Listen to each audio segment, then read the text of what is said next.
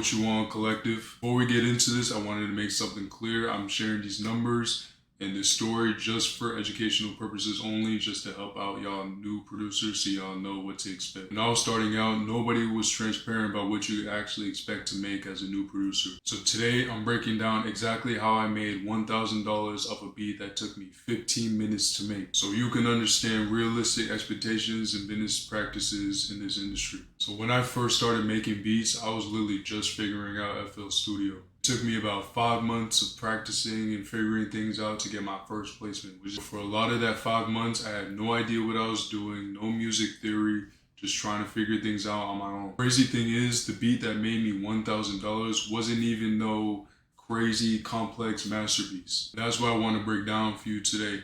I was simple beat from a beginner producer, no crazy equipment, just a laptop and some Apple headphones, was able to turn a 15-minute beat into $1,000 beat. Well, bro, this is the kind of real information that I wish I had when I first started. I would have gone way farther, way faster. So let's talk about the beat itself.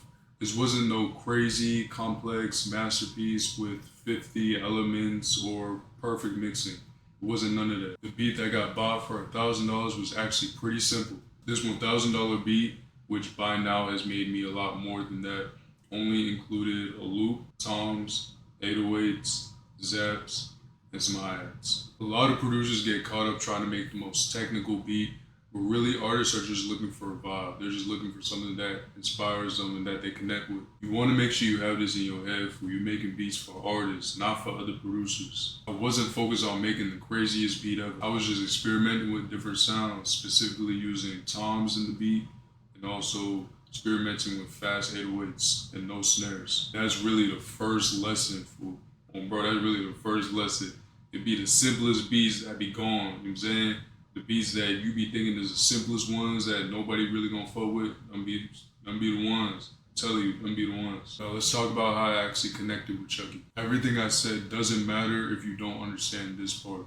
This is where most producers mess it up, because they might have fire beats, but they don't know how to get it to the artist, or how to put themselves in a position where the artist can find them. I didn't have any industry connections. I wasn't in the studio with big artists. Really, I wasn't even in the studio at all. I was just a college student in my room making beats off a laptop with some Apple headphones. Collective. The key thing that I did differently was just putting my sound out there consistently, constantly, all the time, putting it in their face. I was posting type beats on YouTube. I was putting up reels on IG. I was putting up TikToks on TikTok. I was posting on YouTube Shorts, just being overall consistent. Just overall, just putting my work out everywhere I could. I was hitting Discord groups and dropping my YouTube links in the promo sections over there. What's crazy is Chucky actually found me. He had subscribed to my YouTube channel, commented under one of my reels, asking me to DM him. I have that right here. And then send me his number so that way I could start sending them beats. Notice how that went from YouTube to IG. Most producers only stick to YouTube, or they might only stick to IG. But notice how it took both of those things in combination to make that relationship. Mind you, he only had like 20K on the gram when he had reached out to me. So this is what I be saying, because a lot of producers only want to work with the big niggas like Future, Drake, Kendrick Lamar, whoever, you know what I'm saying? But the smaller rappers with 10, 20, maybe even 50K, they ain't gonna pay much attention to them. Telling you, man, you want to build with them. You want to build with the smaller people. Me personally, I would rather work with the smaller artists that I see as potential, rather than trying so hard to get at the niggas that's already established and already big in the industry.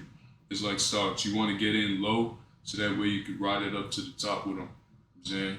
You want to buy Bitcoin when it's at $1 and then now it's at 100,000, rather than buy Bitcoin when it's at 90,000 and then it goes up to 100,000. A lot of producers are waiting for the perfect moment or the perfect beat until they start putting their stuff out there.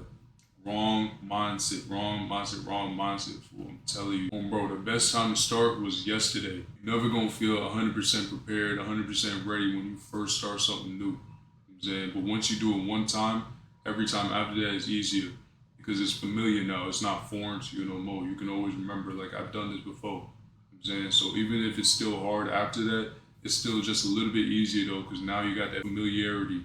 You got that familiarity, which adds just a little bit of ease to the situation. You gotta put yourself out there. If you never put yourself out there, no one will find you. So Chucky liked my beat. But here's where it gets interesting. How did it go from him liking my beat to getting it sold for $1,000? When Chucky first showed interest in my beat, I didn't have any experience with pricing or negotiation. I was just happy somebody wanted to use my beat. The conversation was pretty straightforward. He heard the beat, liked the beat, and then his team reached out trying to buy the beat. I took the first offer that they made, which was a band, because this was my first experience even dealing with that. I didn't try to negotiate up because I didn't know better at the time, for real, for real. This next part, you're going to want to listen with both your ears, not just one, bro. I'm telling you, both your ears, because this part is big. The biggest mistake I see producers making is overthinking the negotiation process. Sometimes the team will offer you something that they think is fair, and it's actually a good deal, especially when you're starting out. Biggest part is just having the song come out. When you're starting out and you're a new producer, the biggest thing, what's more valuable than a band,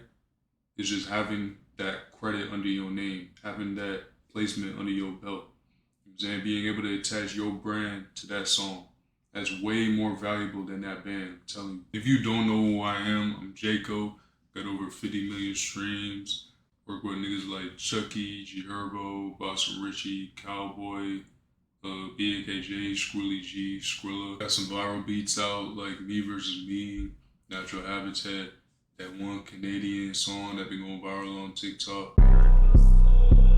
I stepped in dripping, gun on my hip. So if y'all want to learn how I be making my viral beats, make sure y'all join up on my Discord. The link to that is in the description. Saying a whole lot of fire producers in there, a whole lot of fire opportunities, loops, all that advice too. I be talking to y'all, giving y'all game. And also the big one too is push up to the streams, man. Push up to the streams. You get to really talk to me one-on-one. Then you get to see what I be doing live, things I be cutting out of YouTube. Get to see it live on Twitch. You get to ask me questions in real time too. So make sure y'all push up to the streams. I be streaming every single night around like 9 p.m. Eastern. Looking back, I probably could have negotiated the deal better, negotiated for more, structured the deal differently. But when you're just a new producer who new to the game and this really your first placement, it's hard to say no to a band, you know what I'm saying? Especially a nigga who ain't never really had none. Now let's talk about actually getting paid. This is where a lot of producers get scammed. When it came to getting paid, I learned my first big lesson in the music business. Payment didn't come right away and I didn't even have a lawyer. Eventually I got a lawyer to help me secure that payment. That was a game changer. One thing I learned from this experience is that you need to have you a lawyer. You need to keep things professional on the business side. Even if you're just starting out. Having a lawyer doesn't just help you get paid. It shows artists you're serious about your business too. I see so many producers complain about not getting paid. And then a lot of them don't even have no legal protection. Even if you're just starting out, find a way to get you some legal protection. It's going to be way more valuable in the long run. It's for sure worth the investment. So what happened after I made that band? At $1,000. Did it change everything overnight? Hell no. Selling a beat for $1,000 didn't immediately change my life. What it did do though was change my mindset, which I needed, especially moving forward in this industry.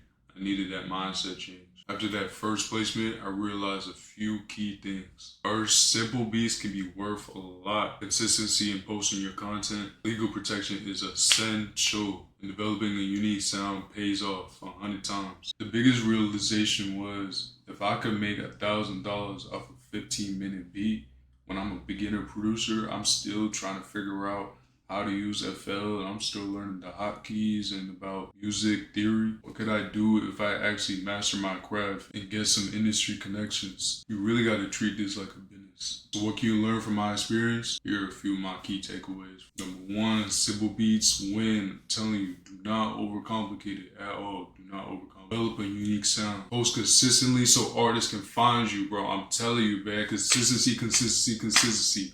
Y'all gonna learn to realize that that's my favorite word. Y'all gonna hear me say that shit so many times, man. Be consistent, man. Post consistently. Get a lawyer as soon as possible. Don't undervalue your work, especially as a beginner. I know you be thinking your beat's not good enough. Post it. You know what I'm saying? Post it. The reality is most producers will never sell a beat for $1,000. And not because they can't make good beats, but because either they overcomplicate their beats or they just don't understand the business aspect. So that's how I made $1,000 off a beat that only took me 15 minutes to make.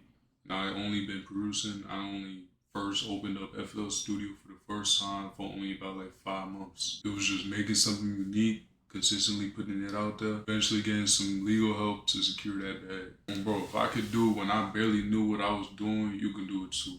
Especially with a vid like this and more vids I'm gonna be doing like this. Bro, I'm telling you, you can do it too. Please though, the collective, I'm telling you, focus on your sound, you know what I'm saying, and be consistent with it too. Put it out consistently, man. Watch. You know what I'm saying? Like, watch. I'm telling you from experience, man. Watch. Make sure you're handling the business side of things for real. All right, collective, love y'all. I'm gonna catch you on the next one, man. Appreciate y'all.